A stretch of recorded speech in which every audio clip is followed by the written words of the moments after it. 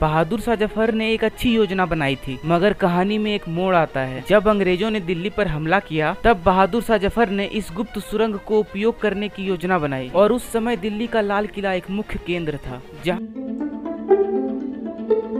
नमस्कार दोस्तों, बहादुर शाह जफर मुगल साम्राज्य के अंतिम शासक, जिन्होंने अपने जीवन के अंतिम समय को ऐसे बिताया जैसे कोई तोता पिंजड़े में बिताता है। उनके अंतिम समय में उन्हें देश निकाला दे दिया गया और वर्मा भेज दिया गया, जहां उन्हें छोटे से गैरेज जैसे जगह में अंग्रेजों की निगरानी में रखा गया। ये सारी बातें आप में से बहुतों को मालूम होगी, मगर आज हम बताने वाले हैं आपको एक ऐसे सुरंग के बारे में जो भारत को 1857 में ही आजादी दिला सकती थी। तो बात है 1857 की, जब भारत में आजादी की चिंगारी हर तरफ फैल रही थी और उस समय दिल्ली का लाल किला एक मुख्य केंद्र था, जहां बहादुर शाह जफर अंग्रेजों से संघर्ष कर रहे थे। इसी समय बहादुर शाह जफर ने ऐसी गुप्त योजना बनाई थी जिसके बारे में बहुत कम लोगों को ही मालूम है। दरअसल उन्होंने एक गुप्त सुरंग बनवाया था जो सीधे लाल किला से यमुना नदी तक जाती थी। उन्होंने ये सुरंग अपने दरबारियों और सैनिकों के लिए बनवाया था। दरअसल यह एक गुप्त मार्ग था जिसे अंग्रेजों के खिलाफ आखिरी समय में उपयोग किया जा सकता था। यह एक तरह से आजादी की लड़ाई में छुपा हुआ हथियार था। बहादुर शाह जफर ने एक अच्छी योजना बनाई थी, मगर कहानी में एक मोड़ आता है। जब अंग्रेजों ने दिल्ली पर हमला किया तब बहादुर शाह जफर ने इस गुप्त सुरंग को उपयोग करने की योजना बनाई। उनकी मंशा थी कि उनकी सेना अंग्रेजों पर एक अंतिम हमला कर सके